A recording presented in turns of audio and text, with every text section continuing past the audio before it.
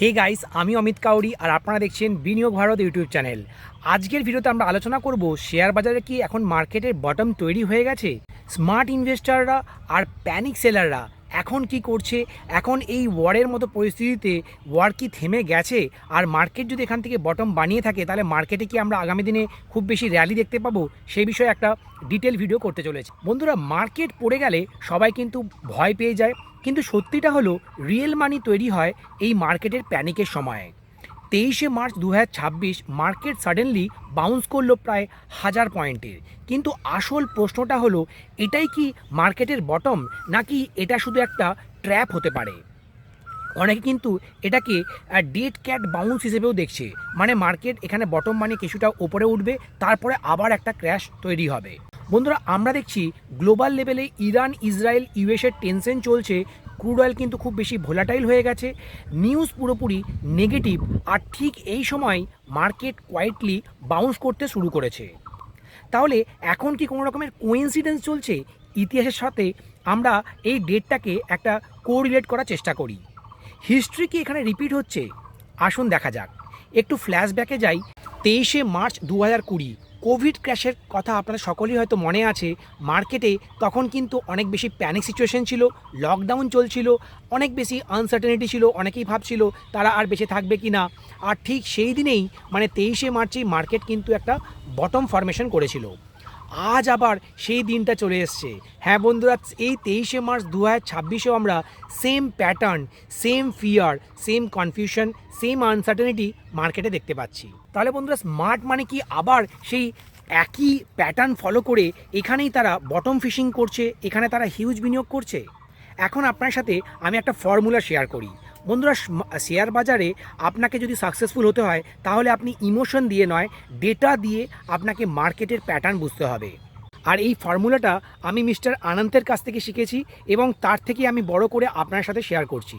Step 1-এ আপনার দেখতে হবে যে মার্কেট একদিনে 1%-এর বেশি মুভ করবে, আর নেক্সট আড়াই দিনে সেই শর্ট টার্মের যে সুইং লো ফরমেশন হয়েছিল সেই লোটা সে ব্রেক করবে না। যদি এই কন্ডিশন হোল্ড করে তাহলে কিন্তু ডাউন ট্রেন্ড অনেকটাই নিউট্রাল হয়ে যায়। সিম্পল ফর্মুলা কিন্তু খুবই পাওয়ারফুল।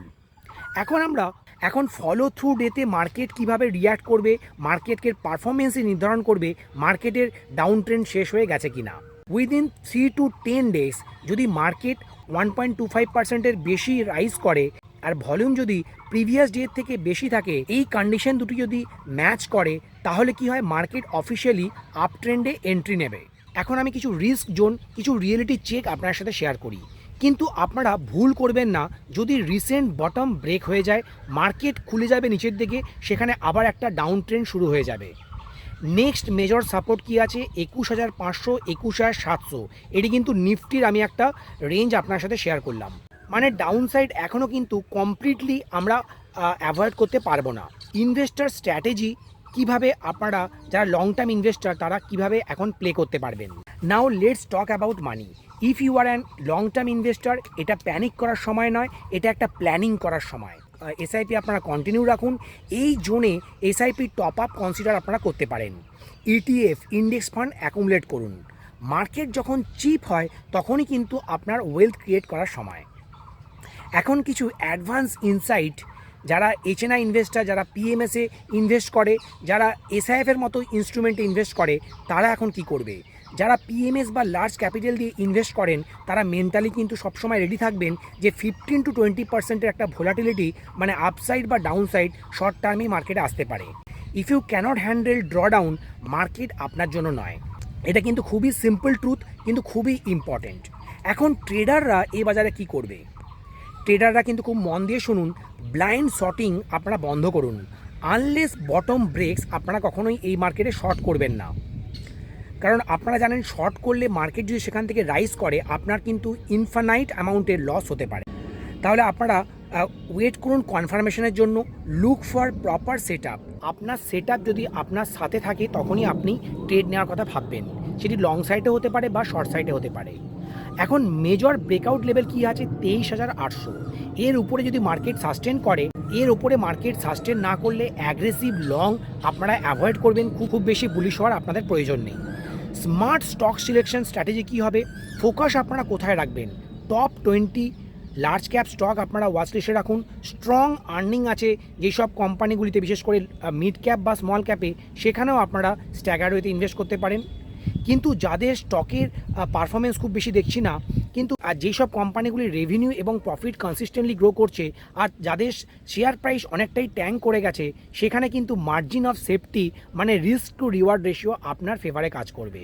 শেয়ার বাজারে সাকসেসের এটাই কিন্তু একটা কি ইনসাইট। আর বন্ধুরা, আপনারা সবাই জানেন যে মার্কেট কখনো স্ট্রেট লাইনে ওঠে না, র্যালি হবে, তারপরে একটা পুলব্যাক দেখবো আমরা, আবার তারপরে র্যালি স্টার্ট হবে। এটাই কিন্তু নর্মাল ফেনোমেনা শেয়ার বাজারের। Only weak hands panic, strong investor build wealth in panic situations. বন্ধুরা, তাই আপনারা সবসময় মনে রাখবেন, news create fear, fear creates opportunity and opportunity creates wealth. Question হলো, আপনি এখন কোন সাইডে আছেন?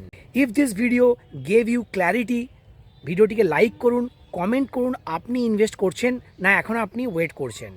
বন্ধুরা, আমাদের ভিডিওটা যদি আপনাদের ইনসাইটফুল, ভ্যালুয়েবল মনে হয় তাহলে আমাদের চ্যানেলকে সাবস্ক্রাইব করতে ভুলবেন না, আমাদের ফেসবুক পেজকে ফলো করবেন এবং ভিডিওটিকে বন্ধুদের সাথে, ফ্যামিলি মেম্বারদের সাথে অবশ্যই শেয়ার করবেন। Till then, stay inform, stay invested and stay ahead. Bye by.